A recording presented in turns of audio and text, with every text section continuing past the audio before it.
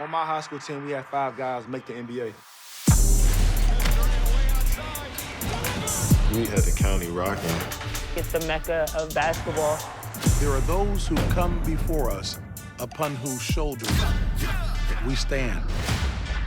It's nothing that you can do to stop a competitive edge.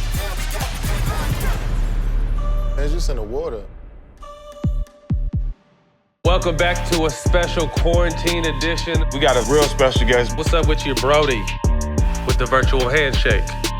I'm gonna tell y'all something that I never told nobody. I want all the smoke. Welcome back to another quarantine episode of All the Smoke. Jack, what's happening? My brother, what's going on out there, man? Hey, I hope you got the good weather out there, because it's raining down here. It's switched up. It's nice out here. I just got this beanie on because my hair is fucked up. I didn't know what to do with it today. I didn't have time to press it. You feel me? Had to cover that shit up. That's the difference between me and you. If I had that shit you got on top of your head, I have a ponytail or some shit right now. My shit just be hanging. You just let that shit go? Yeah, this shit just be doing whatever. Yeah, I let that shit go. Doing whatever. let that shit hang, huh? Let that shit rock, anyway, man, let's get to it, man. We got a special guest today. Someone I'm excited because he's emerged as one of the NBA's best players. But we don't ever hear this motherfucker say nothing. We don't ever hear him talk. No, I never see no interviews of him in us. So I'm really excited to get to know more about him. Right, to get to know more about him, because I know his game. I love his game, but I want to get to know him a little better, man. So everybody, man, welcome Bradley Beal. Welcome, little bro. Stack, what's up, man? Thanks for having me. Appreciate you taking time, man, to be with us. Yes, sir. Yes, sir. How is everything, man? How are you and the family holding up, during this lockdown and pandemic we got going on? It's crazy, man, because, shit, can't nobody really do nothing. But for me, it's a blessing because, one, I have a gym in my house. And I got a weight room, so that's what happens when you're really rich. But go ahead.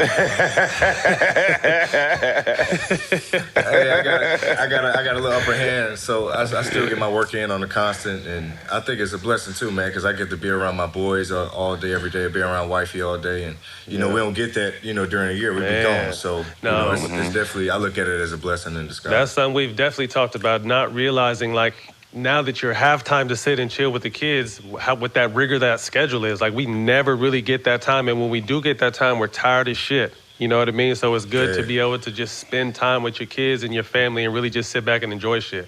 No bull. No bull. You're a big time gamer, and I see you and your girl doing all kinds of TikTok. That when you guys need to start challenging couples, because you guys be on your little TikTok 1980s dance routines. Them shits is dope. But even with the wardrobe, I don't mean to. Hey, even with the wardrobe, him and his girl, they do it him and I think Fab and his girl. They do a great job of coordinating together. Y'all at the top. I think me and my girl be looking at y'all, man, trying to figure out how can we slide into y'all lane a little bit. Hey, Stack, man, them joints be all her idea, but the choreography actually be me. So that's you. You be on the choreography. Everybody can get it twisted. I got some moves now, so I got a little rhythm in my flow. Hell yeah. But no, we had an agreement. So every 3 hours of video games, you know what I'm saying? I ain't got nothing else to do but work out and play video games. So shit, every 3 hours I got to make a TikTok. So that was our agreement. Oh, y'all be on your shit then, huh? You guys need to challenge other couples. I think that would be dope in a TikTok dance-off. Yeah, we need to. Yeah, we might do that. We might need do to start that. I don't know how everybody will compete, but fuck it, blow them out the water. I just got on Call of Duty, so I got to get your gamer tag, man. They didn't drag me. They didn't drag me in, dog. So we got to get on one day. I'm some shit, so don't even. Me too. He said he just be on there, huh? Hey, I just be on there. You know what I'm saying? The homies be on there. My girl better than me. Hey, B, I can't even land the parachute right without getting shot. I'm getting shot before I even land. You get shot in the air. That's what I'm saying. These kids, and it be 9-year-olds. Oh, little kids. Oh, yeah. My twins be on there fucking people up. My twins be on there cussing and shit. I'll be shooting the show down here, and I'll walk out to take a break. I'll be hearing the twins talk reckless. I was like, who are you talking? Oh, some dude was talking trash online, Dad. Letting them have it. I'm like, yo, they really be getting it. Because I don't play video games no more, but it's serious. I can hear it from That game will bring it upstairs. out you. It's real. It'll bring it out you for real. That Call of Duty, yes. That duty. Woo. Hey, talk to us a It'll little do bit it. about fatherhood and how that's changed your life and outlook. Honestly, I feel like there's nothing like fatherhood. And I feel like you have to be a father to really understand that. And coming up on 2 years, my oldest son, I have two boys, Bradley the second and Braylon. And so Bradley is coming up on 2. And but when he was born, I feel like it changed my life in so many ways for the better. But it gave me this motivation to where I was living for something bigger than myself. Absolutely. Everything that I was doing in life, it was bigger than me. Whether it was business, my mentality, my character, how I carry myself, my work ethic, how I hooped. It was like every time I stepped on the floor, I'm like, shit. These kids grew up in a day of YouTube and Instagram and Twitter. Like, every game that you play is going to be on TV. So how you carry yourself, how you interact with your teammates, like how you interact with fans, like all that's going to be visible. So how do you want to portray to your son? Like, great how do point. you treat wifey? Like, all of that shit matters. So when he was born, it was like, man, it was an eye-opener for me. And honestly, man, I feel like it's nothing like it. Like, I can drop the ball today and take care of my kids for the rest of my life and be cool. That's what's up. So tell me your thoughts on coming back this season. I mean, I know you love giving back to the community. You won the Community Assist Award in 2018, 2019. Tell me your thoughts on coming back and playing without having fans there. Like, how would that feel? That's tough. I feel like that's tough. I said, shit, we might as well play in the practice facilities if we're going to do that. Like, if, you know, because it's going to have that dead feeling. It's going to be like a practice. Like, and you got to find that energy, you know, within the team to be able to play. So I think I understand it from a health perspective, like 100%. You got to protect everybody at all costs, you know, the players for sure first, and you know, go from there. But at the same time, I think it's tough, you know, from a business standpoint, even with the owners. Like, everybody's losing money. You know, we're uncertain of if we come back, how many games we may play, especially teams who, like us, who are in the cusp of 9th, who got like 4 or 5 games that they're out of. Like, do we get those games or do we not get those games? So it's like, it's tough, you know. And then we've been sitting out, coming up on 2 months, 2.5 months. So, you know, that's going to be tough for a lot of guys to get back into their groove. And it ain't like we can just go from 0 to 100 back onto the floor. So it's a lot of variables, man. But me personally, I hope we get back to hooping. Hell, I was killing shit. Goddamn right. He said, I was killing. Hell yeah. You was in your group. We're going to get to this later, but you're speaking on it. Tell me what you were in. You weren't playing on another level. Where were you at mentally? Explain this, because to me, you're playing the best basketball of your career. He was in his bag. You know what? I was just... Honestly, my whole goal was to make the playoffs. And by any means, whatever it looked like, that's what I wanted to do. Everybody was like, oh, man, he was mad about All-Star.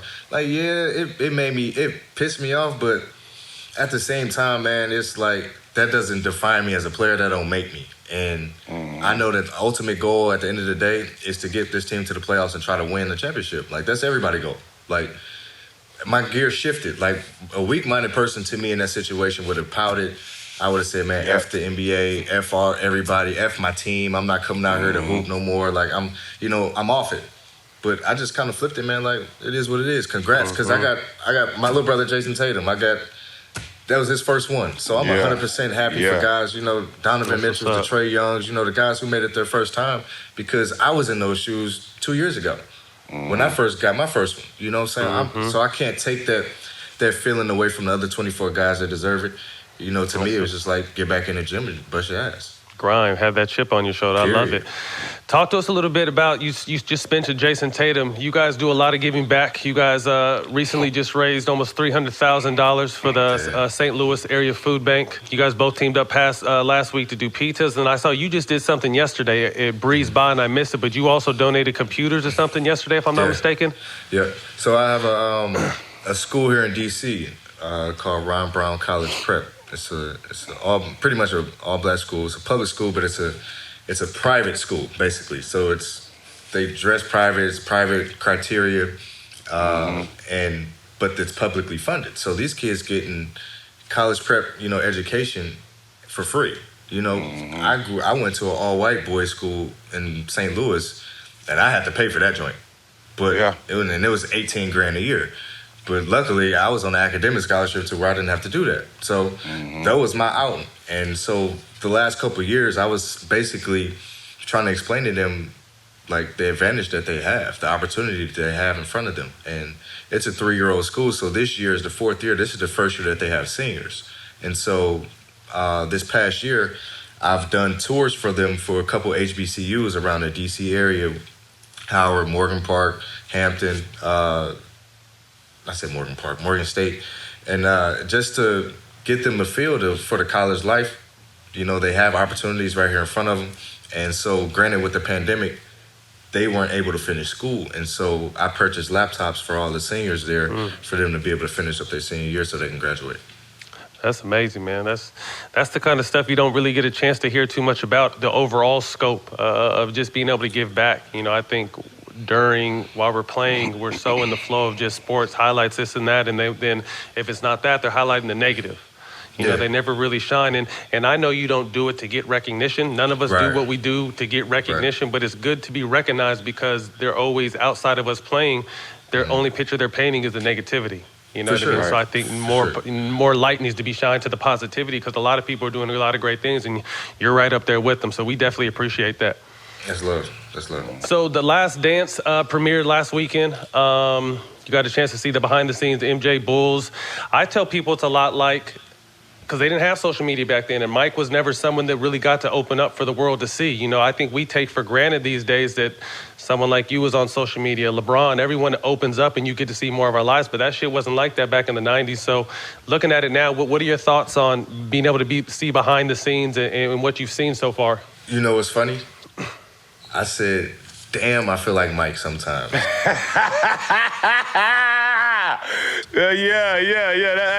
A lot of motherfuckers can't say that. A lot of motherfuckers can't say that now.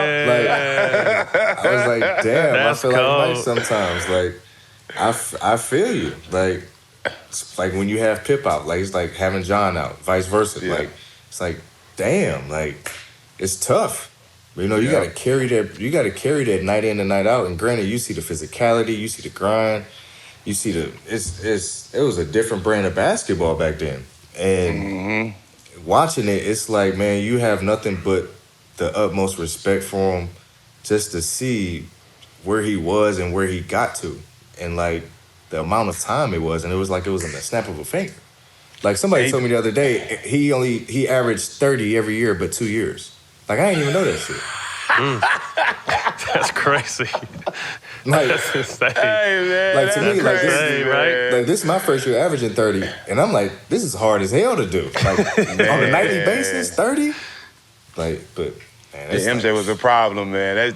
It put a lot of things in perspective. Cause just like you said, how the game was physical back then, and to average 30, to keep pushing yourself, to keep finding ways to challenge yourself.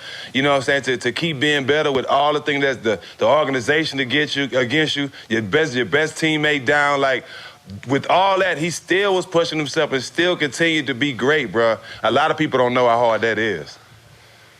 It's tough. It is so tough, but you definitely respect it. You have no choice but to respect it. And I think the fact that he's able to put it out there live, because we know how private MJ is, but the fact that he blessed us with this, it's like, he reaching a lot of people with this one. He gonna touch a lot of nerves too. Y'all gonna learn today. Y'all gonna learn today. That's what he said. But I think it's important. We have to realize how special we are to get this kind of information. Because like I said earlier, he's the one guy, you know what I mean? Kobe did, obviously, rest in peace, later in his career, open up and kind of let us see the other side. Yeah. You know, LeBron has been the poster boy for just, you know, showing what his whole life is like. We never got that with MJ. We never really got to hear Mike speak too much. It was always business Mike and owner Mike and all that. So this shit is dope to just be able to sit back with him with a drink, a yak right next to him. and a stogie. You already know. I wish it was a joint, but you already know. I know, like, me too. Like getting in his bag. Like, you want to know what this shit was like. I'm gonna tell you exactly what this shit was like, and this shit is amazing, man. I'm excited. Yes, sir. This is gonna be dope. I can't wait to see what they say with Rod in Vegas. If they got any footage of him in Vegas, I'm gonna lose it. Yo, someone made some cartoon meme yesterday, and it was Rod sitting down talking about how he broke his dick 3 times. But it was cartoon animated. The shit was insane. I'm like, oh my goodness. Shit. Like, they're really about to get in their shit. You didn't even open it, did you, Jack? I told you, when you text him, I say, I'm not watching it. I'm not watching it. Bro, the shit was crazy. Anyway, early days, man. You grew up in St. Louis. Yes, sir. Shout out St. Louis. Your mom played basketball at Kentucky, and was integral on you growing up in the game, loving the game, critiquing your shot. Talk to us a little bit about that. It's amazing, man. And my parents, they're both together. I'm coming from a family of 5. It's 5 boys, man. All boys. 2 older brothers, 2 younger, I'm right in the middle. All boys. And the funny thing is, all my brothers went to college for football. How about that? Yes. Wow. You the only one. And it's sick. And I'm the only one. And it's sick because I love football. Like, football is my diehard love. But it's amazing, man, because mom put the ball in my hand. She taught me how to shoot. Still to this day, she blow my phone up if I have a bad-ass shooting night. You need to get your ass in the gym. You ain't doing what you're supposed to do. I love it. And it's like, it was a moment, I'll say to this day, like, she was the toughest coach I ever had. Like, still to this day. Because she's probably the only person who ever made me want to quit the game. And I was like, and she's pushed me that much. I've never had that. And I respect her so much for that. I love her for it. And it's definitely another reason why I go out there and play the way I do. Because it's like, she ain't waste all that time exerting her energy into me for nothing. So. Hell nah. You got one of the prettiest, purest strokes in the game. So shit, that's because she was on your ass. That's why. At an early age, it was Ray Allen clips. Look at Ray. Watch his guy hand. Look at his balance. I love it. Jump straight up with that. I love that. Who did you pattern your game after? I know Iverson is one of your favorite players, but who did you pattern your game after? I always say these 3. It was Iverson, Ray Allen, and D. Wade. Yeah. I say that because it was a mix of all 3 of them. Like, I love the way Ray shot the ball. It was silky smooth. Allen Iverson could put the ball on the floor and get whatever he wanted. And then D. Wade was just a fierce scorer. He could score at all 3 levels. But mainly, he was a straight mid-range killer. And that's what I loved about him. And the fact that he was undersized at the 2. And so that was always my label coming into the league, being undersized at my position. So I always looked at D. Wade as, okay, this is what I need to do. Talk to us a little bit about what your recruiting process was like. Obviously, all the accolades in Missouri, Mr. Basketball and Gatorade National Player of the Year. What was your recruiting process like? It was crazy. So my top 5 were Florida, Kansas, Duke, Ohio State, and what was the last one? I want to say Illinois, yeah. So for me, it was hectic. A lot of people don't know I committed to Florida with my sophomore year, silently, to Coach Donovan, and nobody knew. But I continued to engage with other schools, go through the process. Right. But I knew where I was going at the end of the day. But I came out next year, my junior year, verbally and announced it. So my senior year, I'm about to sign. And so literally the night before I'm about to sign, my mom calls me in her room and says, "Where are you going tomorrow?" She didn't know. Like, she says, like, I didn't tell my parents I committed to Florida. Like, nobody knew but me and Coach Donovan. Right. So she's like, "Where are you going?" I said, "Mom," I think I'm going to Florida. She didn't say nothing. So the next day, boom, I'm on the stand. I got all my hats in front of me. Got Florida, Kansas, Duke, Ohio State, Illinois. So I'm giving my speech, and I'm looking at moms, and she's like, "Boy, you better say the right school." So in the end, she wanted me to go to Kansas. Kansas is 4 hours from St. Louis. Stay close to home. Right down the street. But me, I wanted to get the hell away from St. Louis. I wanted to get as far away as I could possibly go and be on my own. So I'm on the stand. I said, "I'm going to the University of Florida." She got up, walked out, didn't say nothing, didn't clap. I didn't talk to her for 2 months. Damn. Living in the same house. Living in the same house. Ooh, that's tough. Living in the same house. So how did you guys finally break the ice and start talking again? It honestly took my dad and my 2 older brothers to kind of really break it down to her, to get her to understand, because she never missed any of my games from grade school all the way through high school. She was at every single game. And so for me to go 18 hours away was like a slap in the face to her. Like, even if I went to Duke, like, that was 14, and she was like, damn, that's too far. So I'm like, Kansas is cold as hell. You know, it's 4 hours away. It's too close. I said, I just can't do it. And so it just eventually came to the point. My older brothers, one went to Northern Illinois, the other went to Alabama State. So one's 5 hours away, one's 12 hours away. And so I'm like, Mom, you gotta let the bird fly. You gotta let me go. Straight up. Sure enough, she let me go, and the rest was history. That's what's up. What was your experience like? It's one story I gotta tell you. Oh, go ahead. When this is a story I always try to tell my AAU kids, because I got an AAU team now. So when I went to college, one thing I always try to tell my mom is that once I go to school, you ain't the coach no more, right? She calls Billy Donovan. Why my son ain't getting the ball? Da-da-da-da. That man hung that phone up so fast on us. He called me in the office and said, man, don't ever have your mom call up here again. Wow. Mamas don't play though, man. Y'all, you know how mamas are, man. Yeah, I'm not even mad at it. Yeah, I ain't even mad at it. I loved her, but I was like, damn. The fact that he hung up on her, I said, Moms, she ain't never had that. You know, she ain't never had a coach disrespect her or like felt like that was disrespect. Like, but he was like, nah, I got this. You stay your ass up in St. Louis. I got him. But you definitely love her for it. But that was a crazy. I remember that like yesterday. That's what's Gotta love moms. What was your experience like in Florida? Like I know you recently visited with went back and we visited with Joakim Noah and Al Horford. Mm-hmm. But what was your experience like in Florida? It was short. I was only there for a year, but I was a nerd. That's what a lot of people don't know. I was smart as hell. My major was biology pre-med, so I was on the way to be a doctor. Like that was my goal. Yeah, that's what a lot of people don't know. I was 4.0. I was a geek. I was a geek, but it was short, man. It was short. The hoop season was great. I was definitely on the fence about coming back for my sophomore year, but Coach Donovan eventually just kind of gave me the kick out. He was like, he was like, you about to be. He said, you have a chance to be top 3 in the draft. He was like, I can't hold you back from that. Kept it real with you. He kept it real with me. That's why since day one, that's why I chose him.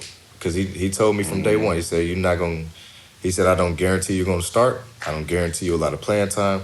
I don't guarantee you the ball. He's like, but I do guarantee that you will work hard, be a better man, and get better every day. And I said, that's where I want to go. I mean, you went there, SEC Freshman of the Year, averaged nearly 15, went to the Elite Eight, and then it was time to take your talents to the league, huh? Time to get up out of there. It's time to go.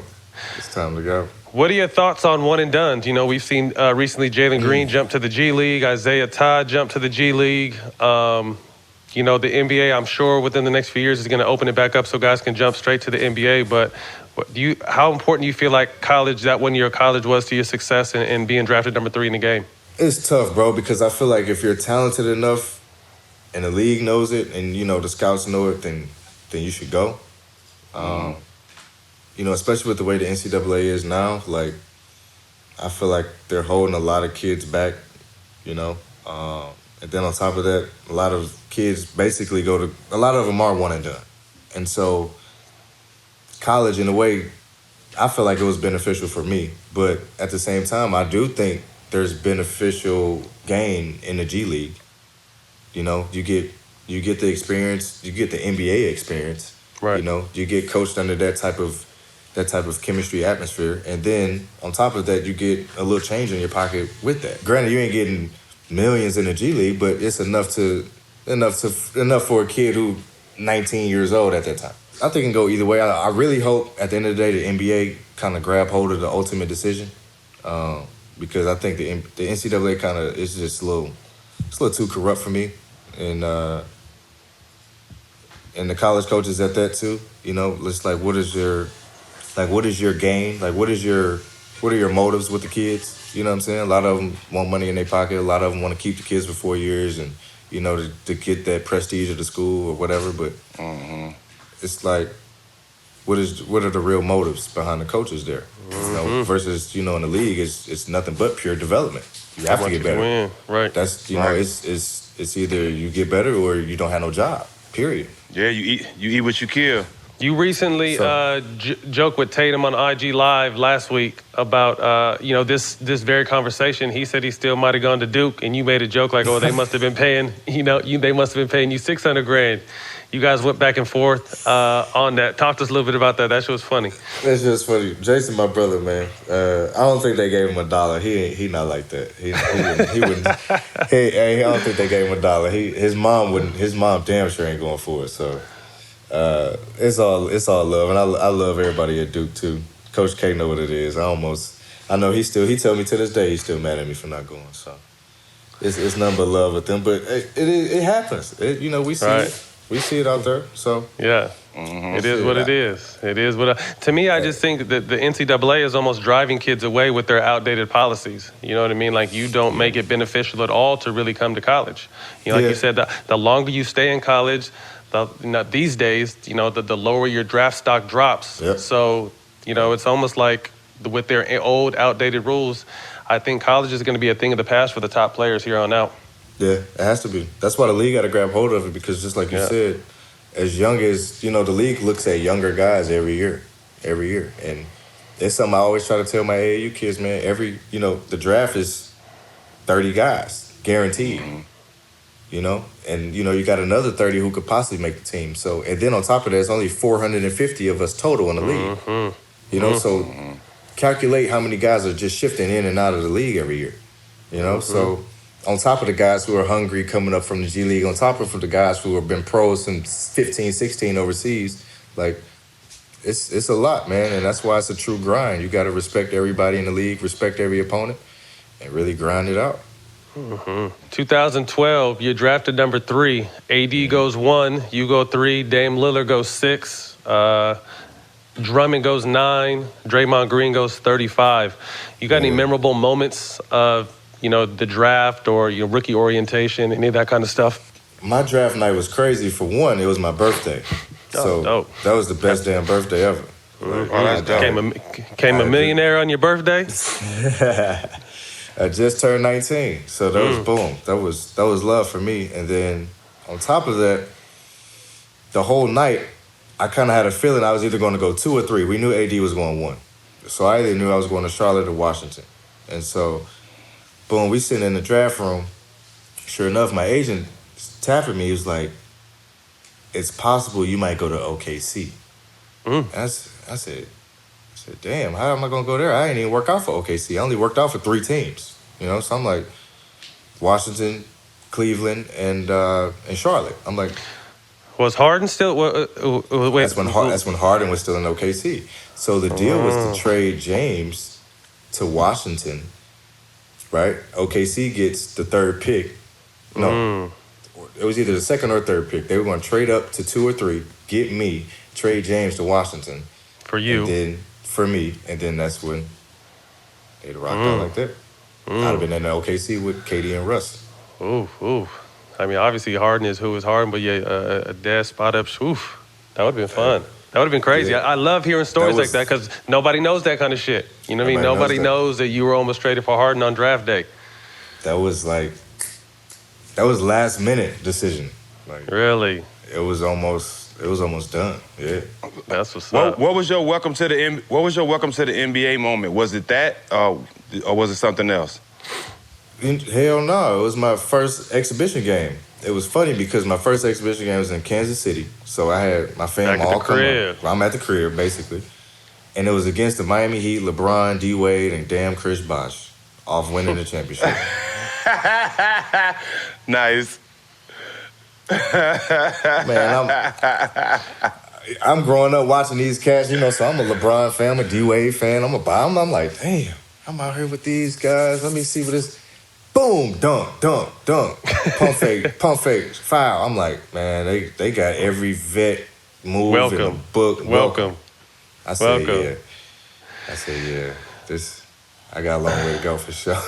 But outside of that, after that being your first taste in the preseason, once the season hit, what was like your one moment like, okay, shit, I'm here now? It was tough because I don't remember shit from my rookie year because it was that bad. Like, we were bad. It was horrible. We were bad. Like, John didn't play. I knew John was out like the first 30 games, him and Nene. So I was like, I remember I was thrown into the fire. So I was pretty much a deer in the headlights. And the only thing I knew is that I had good vets. I had my OG Sam Cassell with me. And he was basically molding me. So it was rough. It was rough. My rookie year was tough. Shout out to Sam. I fuck with Sam. That's a good dude right there, G. A lot of people don't know that you and John were close before you even got drafted. Yes. Tell us how that relationship developed. So I knew John in high school. He was in college, about to get up out of there, be one and done.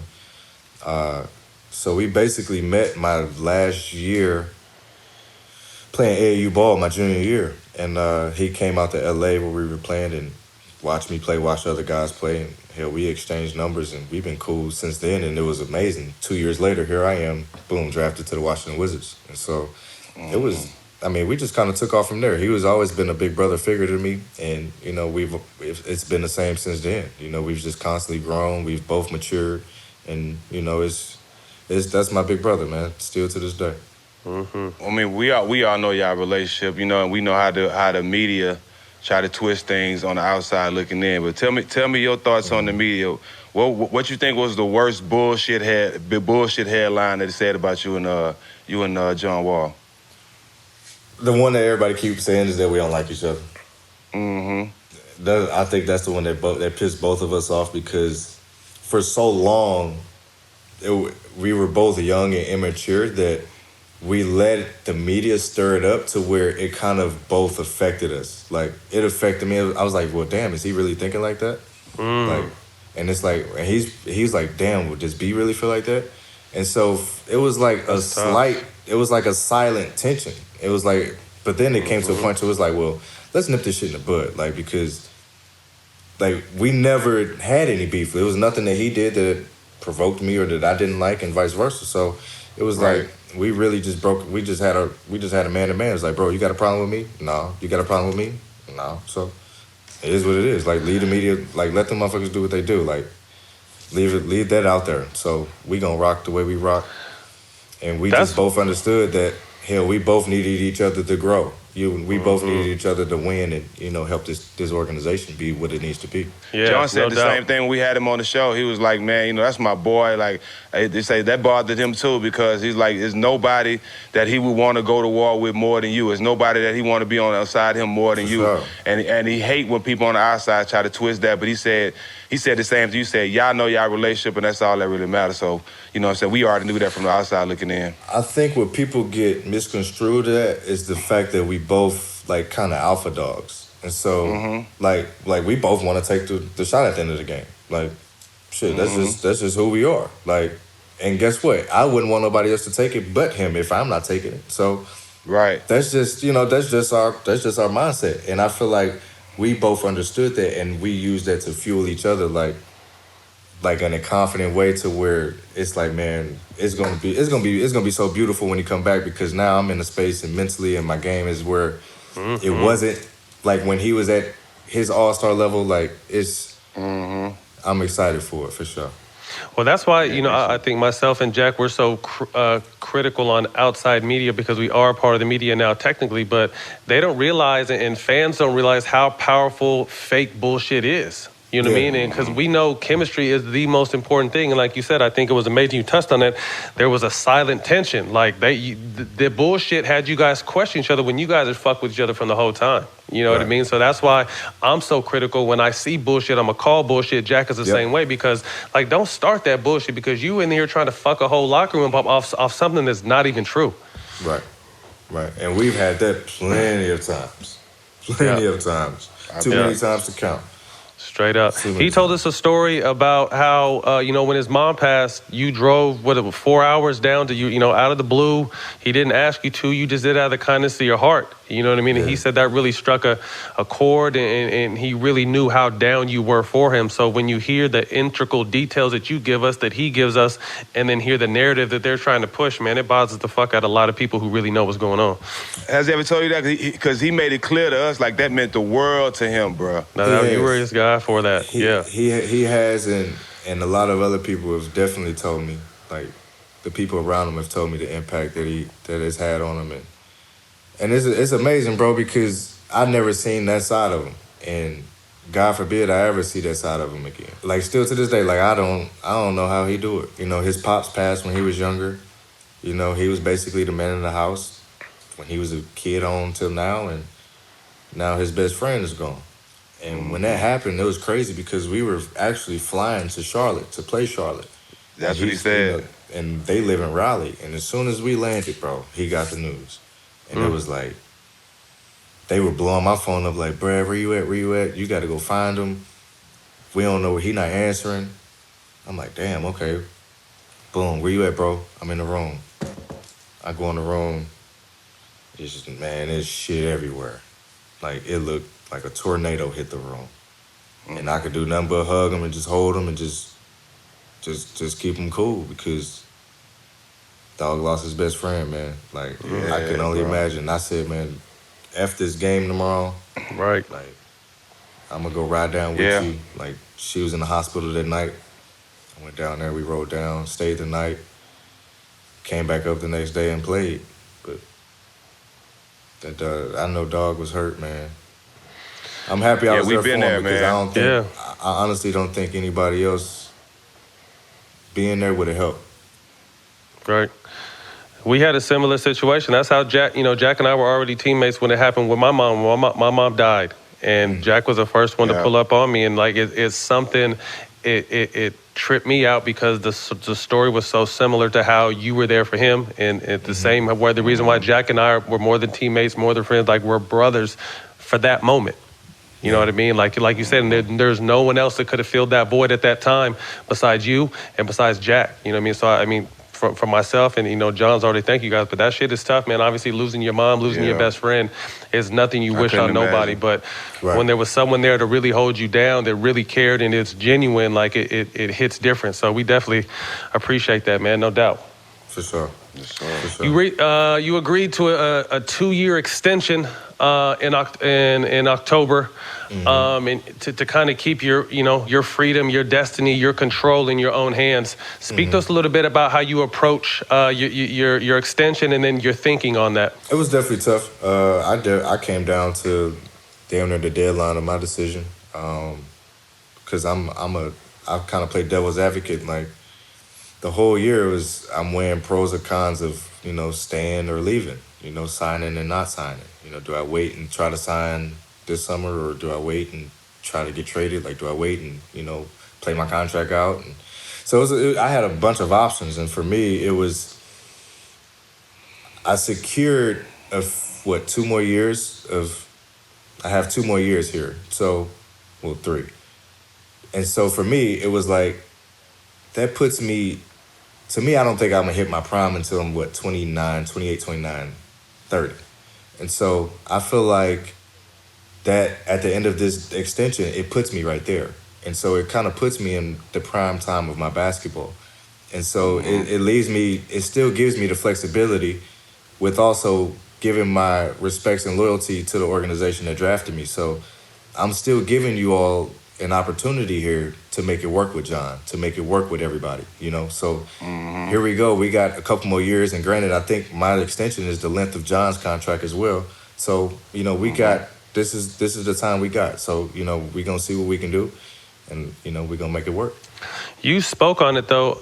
You've reached, superstar status with who you're one of the best guards in the game, hands down. And like you said, your game has really developed when John went down. It was forced to. You know what I mean? Like you said, you felt like he was an MJ, when he lost Pip and vice versa.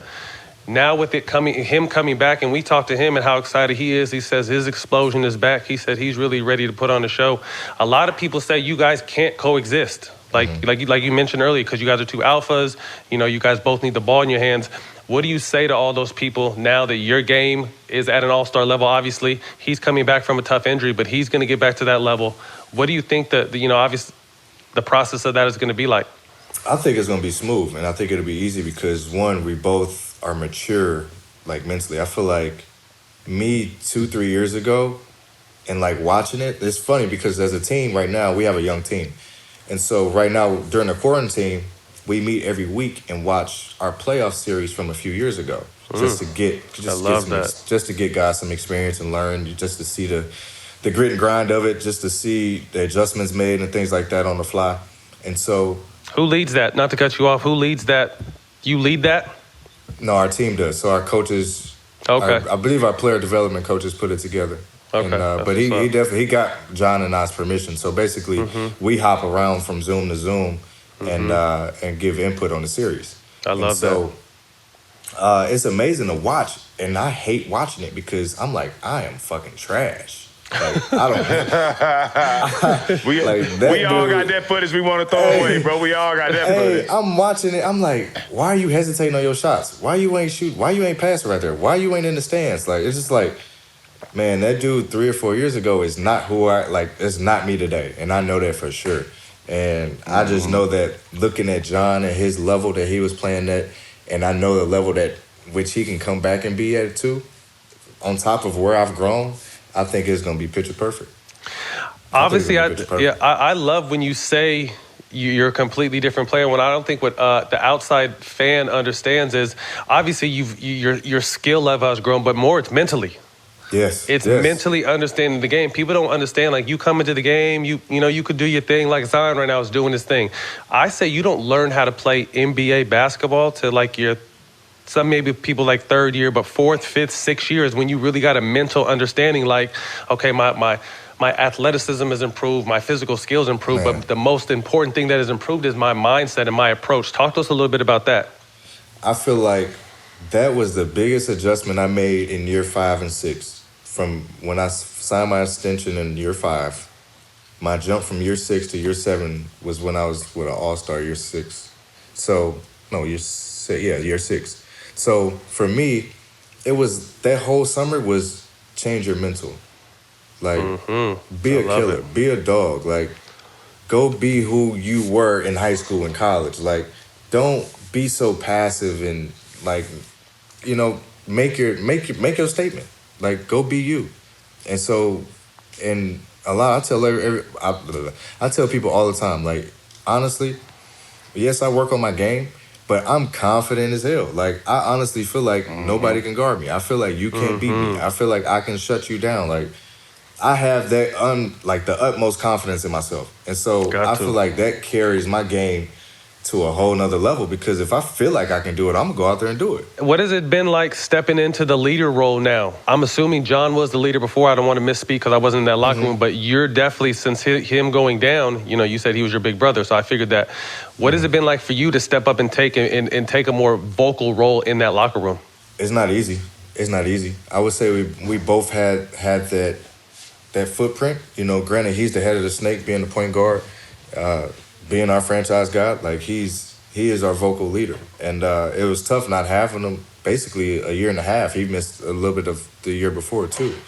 And so with that, it was like, I understood how difficult his job was of playing point guard and having to get guys the ball and having to tell guys where to go and how to encourage his teammates when shots aren't falling, and how to keep guys engaged in the game, how to keep guys, rookies who go back and forth to the G League, and how to keep them engaged, keep them confident, when their opportunities might not be in front of them.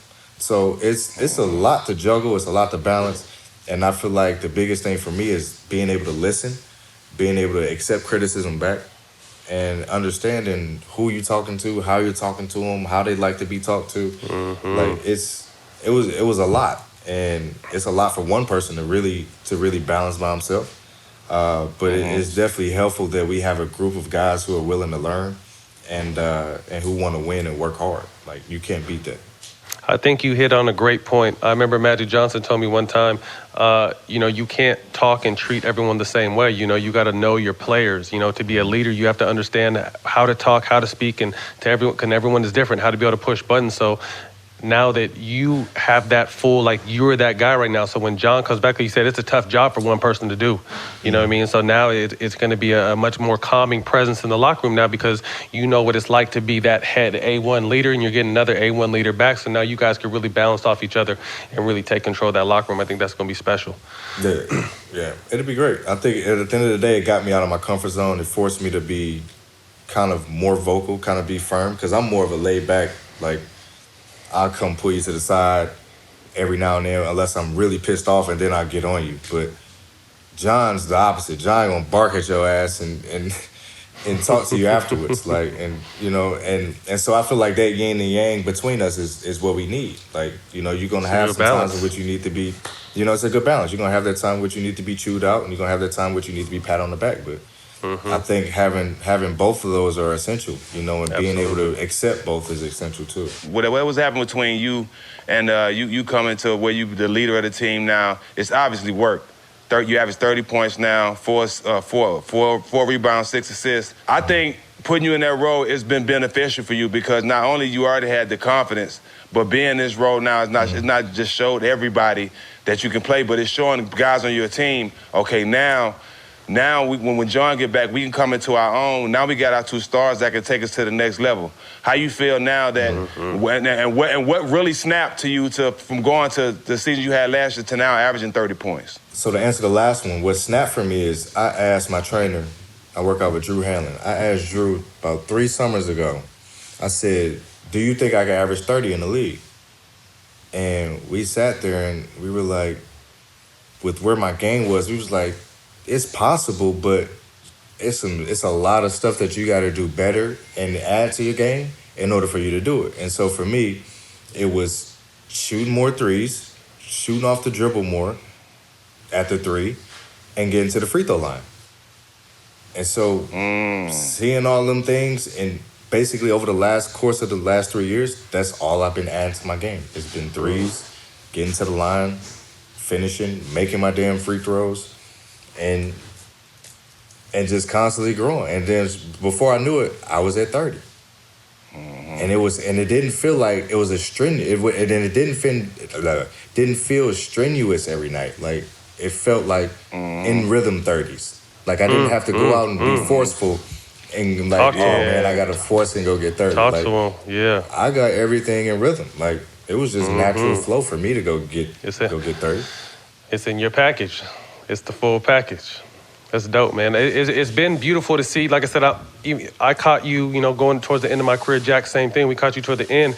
But to see your you're someone who you could see the steady improvement to where you are now, and it's obviously a hats off to your hard work, your effort, your mental approach to your trainer. But it's beautiful to see, because you're a perfect picture of, steady growth and becoming the star you become today. So I think that's dope to see and dope to watch as a fan.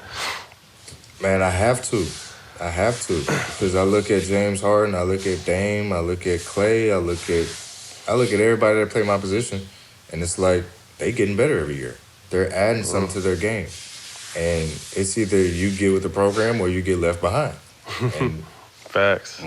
Period. You know what I'm saying? And I feel like I'm elite. I feel like I can compete. I feel like I'm one of those guys. But you can't talk it. You gotta do it, and it can't be spurts of it. It's got to be on a consistent basis, with efficiency. And so that's been my drive over the last few years, and just been, especially this year, just been really focused in on how I play, what I'm doing. And honestly, I'm not an analytical guy, so I say F the analytics and just go hoop. Yep. As you should. Last February, you became the first player since Kobe in 2007 to have 50-point games back-to-back days. You scored 104 points, 108 points in 24 hours. Tell me what that shit was like, because that's incredible to even have to say. That's what a did it whole feel bunch like? of buckets, man. That's buckets. You know what's crazy? I remember, I hear all y'all, I hear all the OGs talk all the time, Stack, man, I hear all y'all talk, and then I heard T-Mac talking. T-Mac said Bill should have had a 50-point game by now. And I was like, damn, T-Mac. I was like, but I feel like Mac been taking a lot of jabs at me in my career, man. I was like, damn, Mac. And so I was like, okay, say no more. And sure enough, I just knew I was due for a 50-piece. I was due for one. I would have nights, I would have 47, 46, 48. And I'm like, damn, that's 2 free throws. Man, that's another jumper. That's a 3. And it's like, I just started getting hungry. And then when I was on the cusp, granted, the only thing I hate about the 50-pointers is we lost both games. Lost both of them. So it's like, man. Them joints really don't hold weight, but like I was in the zone that, man, I really can't even explain it, fellas. Like 50. Like I just went and got it. Twice. You gotta explain it to us because we don't know. Twice. You gotta, we don't know nothing about 50 points, so you gotta explain it to us. Yeah, I ain't touched 50 since high school, so I don't know what that feeling like. I ain't never scored 50 in my life. It was just being, like I said before, having that mental confidence in myself of being the best player on the floor, being confident in my game. It was one quote that Michael Jordan said that resonated with me throughout the year or two. He said, I don't fear anybody because I trust my work ethic. I put the work in. Like I put the work in like on a daily basis. I see myself. I know how hard I work. I know how good I am. Like, what are you to fear? What is there to fear? Facts. Nothing. Absolutely nothing. Tell me, is this urban legend or is it true? Did you get drug tested after you went back-to-back 50s?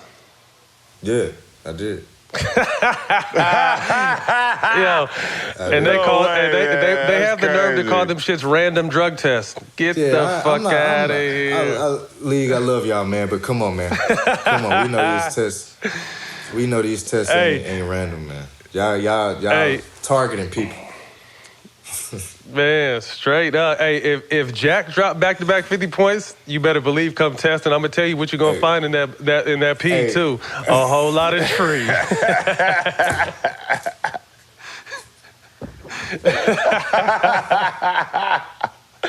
whole bunch of it. You ain't lying. Yeah, I love it. I didn't know if that was urban legend because I didn't know if you actually said it, but that's dope. Nah, they tested me. He not the first though. They done some other guys.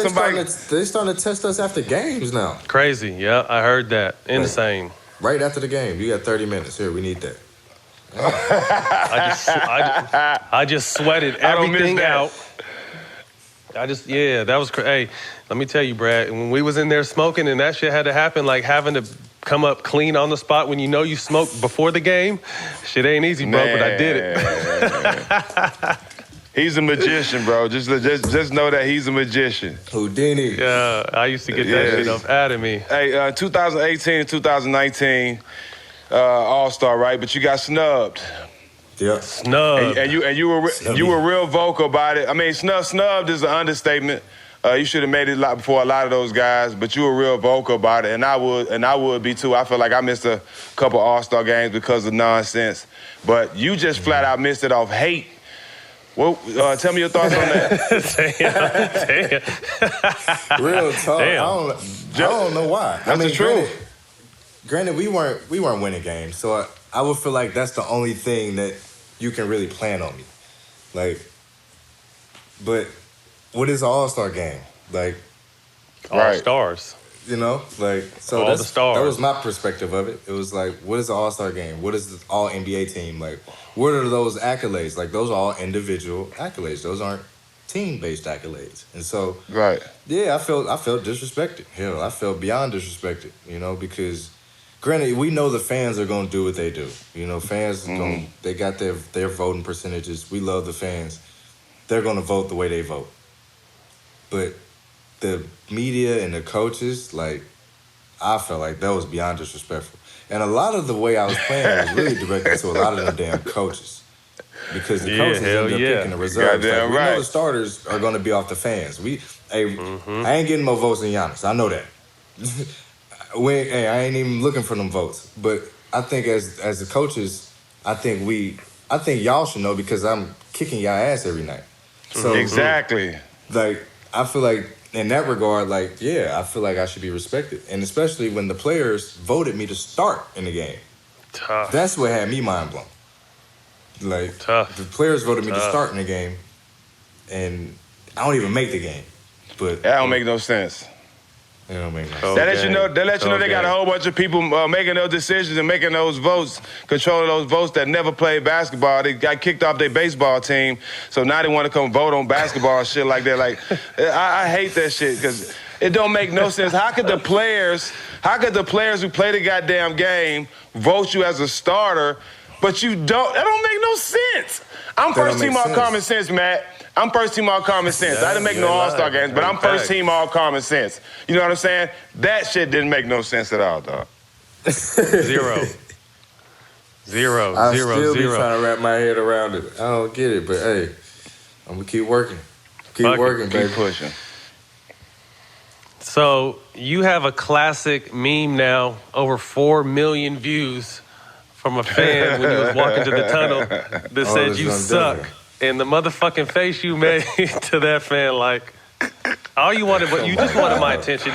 Just say what's up, Brad, or something. That motherfucker said you suck. And the face you made, talk to us about that shit. It was funny, dog, because you know how hard it is to play in Denver.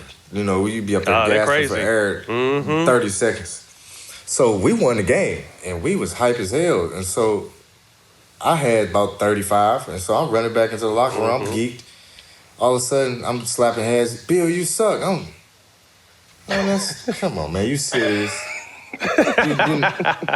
I said, you just watched the same game I just watched. Ain't no way you can believe that. Ain't no way you can believe that, You don't believe that shit. You can't. That's crazy. That's what fans will say anything just to get somebody's attention. Knowing goddamn well they don't believe it. I mean, me and Jack didn't, they didn't throw a motherfucking poster of Jack's face in Utah. I remember one time we was in the playoffs that Jack got arrested for some shit, and they had Jack in the motherfucking jail outfit just to, obviously just to get his attention. But I think that kind of stuff, like I tell people when I play, like I enjoyed interacting with the fans even while we play because it just makes the shit so much more special. You know what I mean? That fan is gonna remember that shit for the rest of his life. Jack is cool with the dude that made the sign, 13 years ago. Those are the kind of experiences that make our game so dope because it's other sports don't really get a chance to do that.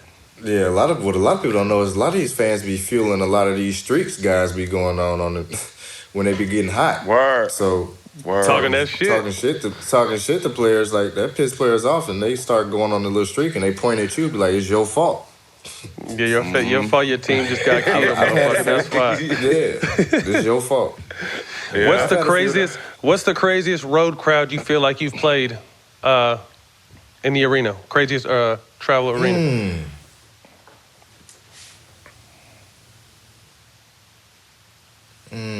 Like hectic fans or like just loud hectic. as shit? Both. If there's both.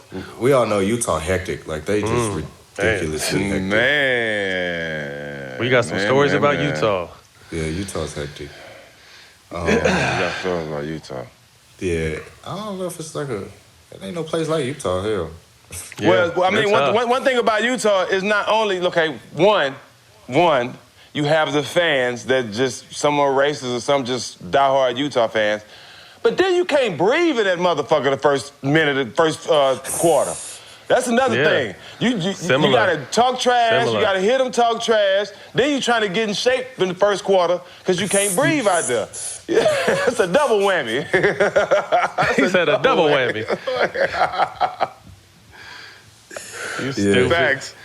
Yeah. And you gotta remember to lick your lips, because I remember you used to play with them. This shit used to look like. I said, how the fuck did Jack sneak a powdered donut in on the court? Hey, boy, no way this nigga Cottonmouth and dehydrated. It used to be Cottonmouth, first quarter, Cottonmouth. Mouth dry as hell, dog. All them swishers, though. That was the swishers back then.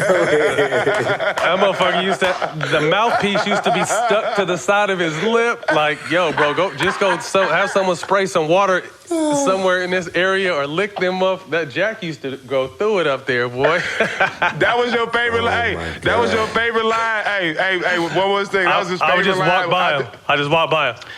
Go ahead. Lick them bitches. Lick them That's bitches. how I At the tell free him. throw line, somewhere on the court. Hey, Jack, lick them bitches. Because that motherfucker's list would get so dry during it. I'm thinking, like, we on TV. I don't want people talking about my man like that. So I could break up any kind of hectic situation with Jack when I tell Jack, just lick them bitches real quick. Oh, my God. That's classic, Hey, though. any favorite playoff memories up to this point? You guys had some cool shit with Paul hitting game winners and against the Celtics, against the Raptors, Cavs. Anything that really stands out to you? The whole Boston series. We need to call NBA TV today and just tell them to play that whole damn series. That was a great series. Man, because you know it's crazy. We had IT on our team this year, and so that's all we would talk about. The whole just that series and just how crazy it was. He gave us 50 in game 2. 50. That was right after his sister passed. Like, yeah, that was a tough time too. That was tough. He got out there and got it. He got out there and got it done. Absolutely. Tell me the difference between Paul as a teammate and playing against him. Man, when I first played against Pete Pierce, he was in Brooklyn. I thought Paul was the most arrogant asshole I've ever witnessed play a game of basketball. He can be. The most talk ridiculous to you. I'm at the free throw line. He on the bench standing up. I don't see it. I don't know why they drafted you. I don't see it. I said, I'm mid free throw. I look. I said, what the fuck? I knocked down my shots. Boom, boom, boom. Finished the game. I knew we played them 2 weeks later. I dunked his ass. I remember it like it was yesterday. I dunked the shit out of P. And then he's like, okay. Then he's like, okay. And then sure enough, the next year he was on our team. And then he was the most amazing teammate, the best dude. Dope. And I was like, damn, like, that's a true sign of like a winner. Like, the guys he rocking with. He don't give a damn who on the other team, who you are, what you got going. F you. Give a fuck. F you. I'm rocking with my guys and what we got. And I respected it. And watching them night in and night out, still, I don't even remember what year it was from, 16, whatever. First one in the gym, last one to leave, still doing his routines every day, his band work, he lifting. He's still doing everything, every single day. Like it was clockwork. I love it. Yeah, clockwork. They don't realize how, shout out PP, man. People don't realize how good he was. Hey, talk to us a little bit about the 2020 Hall of Fame class going in. Obviously, Kobe, like we said, rest in peace. Timmy, KG, arguably the greatest Hall of Fame inductee class we've seen. Do you have any personal stories with any three of those guys? Any one of them, excuse me? One, you can't argue none of them. And it's blasphemy if it come out of your mouth. Right. Otherwise, you know. It was the same with KG because KG was on that Brooklyn team. And so he was talking crazy right along with Paul. So I got some of that action too. I got some of that action from him too. But I was always cool knowing who KG was because Sam always told me about him when I was younger in the league. When Sam used to play with him in Minnesota, then went to Boston and played. It was like, he used to tell me everything about how he carried himself as a pro, off the floor. Like, just everything about him was just great. And the fact that he was a dog, I feel like him and Tim Duncan, the two best power forwards probably ever played. Like, and you can't argue that. I think it's amazing that they both get to get in there at the same time. That's dope to see. Yeah, they came in together too. And Tim Duncan, it was just always the damn one thing I remember, boy, that shot off the glass. I'll never forget that shit. Clean. I'll never forget. Clockwork. Stiff, Jab, jab, jump off the glass. That's what he goes do. Nigga said stiff. Both sides. Both sides of the lane. Whatever you needed. Give it to you. Hey, I was watching NBA TV yesterday. I happened to see it, and it was when I was with the Clippers, Game 7. He was 36 years old. They had won the championship the year before. We knocked him out in the first round. But Timmy was going to work, but you could tell he was at the end because you know how when you get older, Jack, you know, like when you take contact, you're falling all the time. You know what I mean? Like you just can't, you know, you fall down a lot more. Timmy was killing, but that motherfucker probably hit the ground about 13 times in that game, but he was still killing. I think he was 36 or 37. We got lucky and beat them. Not luck, we ended up beating him, but it was amazing to see just he was still him until the very end. It was beautiful. And I say that for Kobe. I say Kobe was still one of the hardest guys I've ever had to guard late in his career. Mm-hmm. Yeah, no question. Because no question. I remember when I played him, he shot the ball about 40 damn times. But it was amazing just to see, like, his craft at the same time. Mm-hmm. Like, he still had it. He still had the footwork, his pump fakes. The footwork. Like, his spots. Look how many points he scored his last game. I mean, that's the lie right there. He had a ratchet. That tell you alone. That tell you alone. That's why I tell people when they ask me who the hardest for me to guard was him, because like you said, it was the footwork, it was the skill work he had, and then you knowing that when he takes that one or two dribbles to the baseline right, he's gonna shot fake you, but you still fucking jump because he'll shot fake you 7 times because he's not gonna pass. You know what I mean? Like if he gets in that move, he'll shot fake you until you jump and foul him. And it was just like, God damn, Cole, that shit is crazy, bro. And you know what's crazy? Have you y'all heard him hiss before, huh? Like hiss for the ball. Yes, when he needs the ball. Yeah. That's when you gotta give him the ball. He's so crazy. Yeah. So it's my first game playing against him. He's on the wing. I want to say Sasha had the ball. All of a sudden he says, I said, that's it. I heard, that's him. That's cold. And all of a sudden the ball was in his hand. I said, oh my God, that's all you gotta do to get the ball? I said, shit. Yo, it don't matter how loud the arena is. That's that Mamba noise. That's that Mamba snake noise. I'm trying to tell you, it don't matter how loud the arena is, you gonna hear that motherfucking hiss, and the ball better be in his hands in like the next 3 to 5 seconds. And if you have the nerve to shoot and miss after he hisses, go back on film and just watch Kobe's face. If that motherfucker hisses and you take a shot and miss, he might look at you crazy if you make that bitch, but if you miss, that motherfucker, if looks could kill, boy, you be struck dead on the court. That shit used to crack me up, man. Top 5 duos of all time. Don't be afraid to throw you and John in there if you think. Duos, Mike Pip. I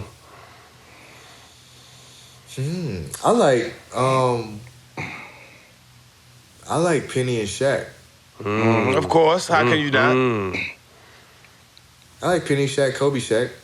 I don't know if you use Shaq twice. You can. Yeah, you can. Yeah. He's that motherfucking good. That's what I was saying. He's dominant. Yeah. Let me see. Yeah. That's two. Because I like the I'm an old head almost. So I like to watch. I'm trying to think of some old heads. Duos. I like Dumars and Thomas. People don't remember that. GP and Kemp. Stockton Malone. It's a lot. I would say Mike Pip, Kobe, Shaq, T-Mac. I mean, not T-Mac. Penny and Shaq. Yeah. There's D-Wade, LeBron. There's Steph and Clay. There's KD and Russ. There's KD and Steph. There's some duos out there. Damn, when you put it like that. That's Steph KD. There's a lot. The Steph KD one was ridiculous. That shit was tough. Yeah. That's just Fire and ice. Fire and ice. That's lethal. You got a 7-footer out there doing the same thing the 6'3" guy doing. People sleep on that Tim Duncan and David Robinson. I forgot about call. Or Tony or Tony and Tim. Shit. No. Just because you don't like Tony, don't make that one of the best. He just don't like Tony. No. Tony Parker was not. He was not that. Hey, listen. And just look at 2003 when we won the championship. He didn't finish none of them games. Tony Parker didn't finish. Speedy Claxton had to finish because Marbury was killing him. All the point guards was killing him. He was only 20 at the time. Let the man develop a little bit. I mean, me and Ginobili was young too. But you was cut from a different cloth. You came from the States. You came from the streets. You came from chewing concrete. You used to chew concrete. That nigga came from, you know. I would have had another chip. He would have passed me the ball, dog. If he would have passed me the ball, we'd have had another chip. Look at the OKC game. He just hey, let me ask you something. Let me ask you something, B. Motherfucker, you hit 6 threes in a row, and then the motherfucker start looking you off in the Western Conference Game 6 to close it out. What you gonna think? Yeah. Hold on, but not me. When he come in the locker room, everybody in the locker room looking at him crazy. And even I ain't gonna say the coach's name, but the coach come sit by boys, Matt. The coach come sit between me and Tim Duncan and say, y'all did everything y'all could. Somebody tried to be a hero. But I ain't gonna say who said that. Tough. So that story is why we can't say. If I hit 6 of them bad boys, you gotta swing that, mother. You gotta swing that, man. You got to swing that. Oh, shit, if I just made one, you gotta swing it. Yeah. That's all I'm saying, man. That's all I'm saying. That's funny. I feel you. Damn. The toughest player you had to battle with today, though? Today, yeah. Clay, James Harden, anybody at your position, the toughest player. It's real good battles between them two, James and Clay. Always. Yeah. Always. Like, I get joy out of that because I know I'm getting their best. Like, at least with Clay, y'all gonna guard each other. Y'all gonna guard each other. yeah. James ain't gonna guard you, but you and Clay, y'all gonna guard each other. Yeah. But even for me, like, that's a challenge in guarding James, like, because at the same time, like, I study him, so I know a lot of his stuff. I put some of his package into mine too. Like, like I ain't no shame in my game. Like, I know talent in game when I see it, and I pay respects to it. And James got game. And yes, so, sir, like, for sure.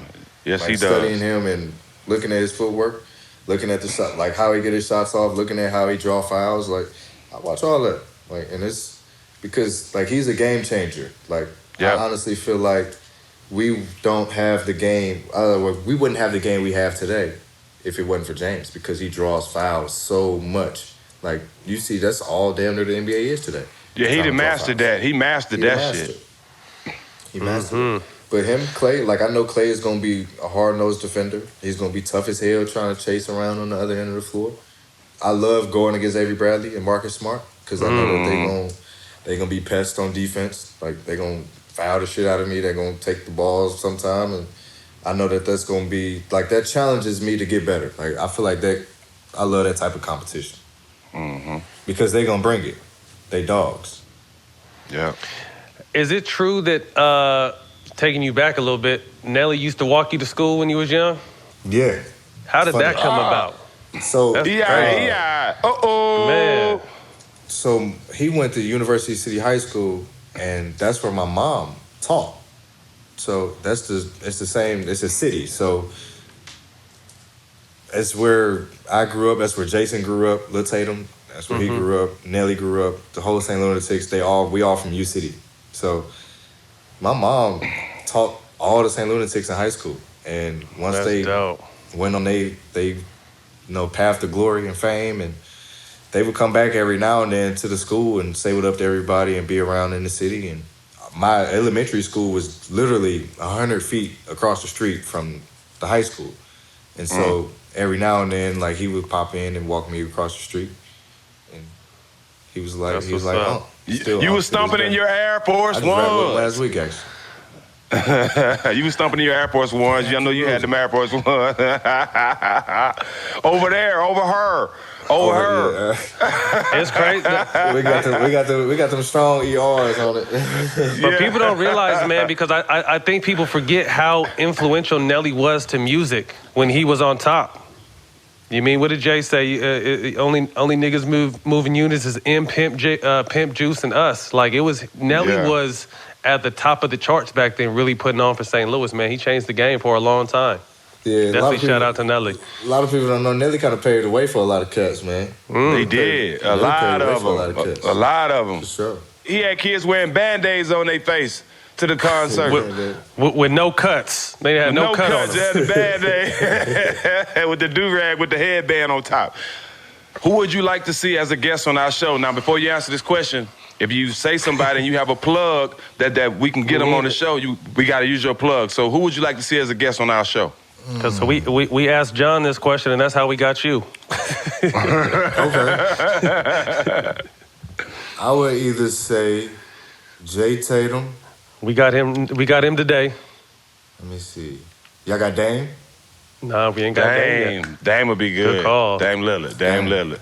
Yep. Yeah, we on Dame it. Lillard. That's we on that one. That's a nice one. Good call. Most underrated player in the NBA? Besides yourself? Yeah, I think as good as you are, I still think you're underrated. Yeah. I would say everybody, I don't think he underrated, but Drew. Yeah. Everybody says everybody Drew said Holiday. that. Every player has said Drew Holiday. We got to get Drew on here. We got to get him on the show. When I tell you, like 95% of people we ask that say Drew Holiday is fucking crazy. It's not even funny how talented he is. Like on both ends of the floor. Facts. Both ends. Two-way. Yeah. He just don't say nothing. Player with the most swag. What player has the most swag? It's tough because everybody kind of got like an ego. Like everybody got their own little... Their little alter ego. Yeah, everybody got their own little, you know. I think everybody like notices bronze. Yeah. I think Steph in a way, like in his little celebrations and stuff. In his little Steph way. Yeah, the Steph way. Because Steph try to piss you off. Like Steph play mind games with you. Yeah, he do. I don't know. What are you currently binge watching? Blacklist. Ooh, that's my show, man. There's so many shows. I got to catch up. I think I'm on like season 3. I love Blacklist. That's all right. Blacklist is a good show, man. Good call. Favorite quarantine snack while you quarantining? What you snacking on? Man, what ain't I snacking on? Right. My go-to is soft chocolate chip cookies. Ooh, someone else just said that the other day too. Fresh out the oven or just a soft package like Chips Ahoy? It don't even matter as long as they're soft. Yeah. Word. That's the only requirement. Favorite retro jersey? I'm gonna say the old Raptors joints. With the dinosaur on it. That's a classic. Courtside seat at any game in history. Which game would it be and who would it be? You know what's funny as hell? I would have watched.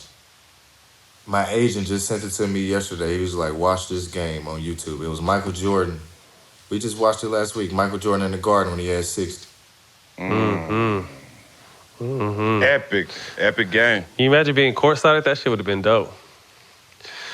That'd have been nasty. I would have loved to see it. Yeah, me too. All right, man. Well, hey, Brad, we appreciate your time, man. Thank you for spending it with us. Best of luck. You and your family stay safe, man. And we're looking forward to seeing you and John get back together and do your thing, man. 2 real ones, man. I appreciate y'all boys. Nah, man. we appreciate you, little bro, man. We appreciate everything, you, for dog. sure.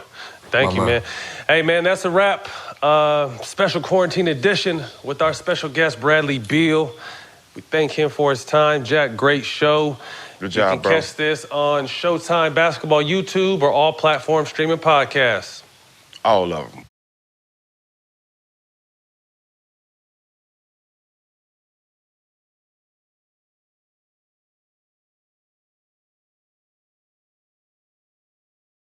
There's something about how this place forms a different kind of person. On my high school team, we had 5 guys make the NBA.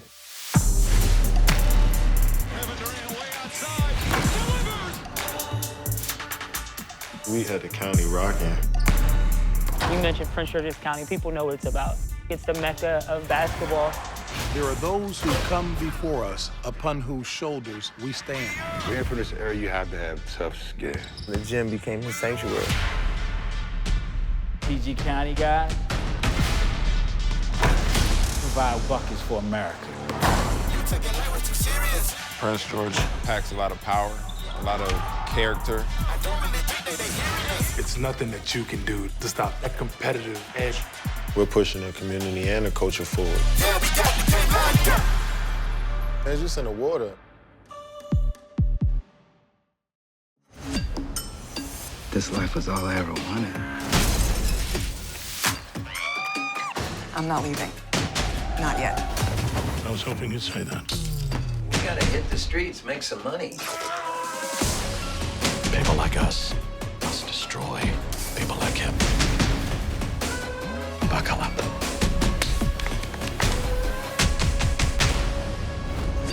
Get Showtime free at Showtime.com.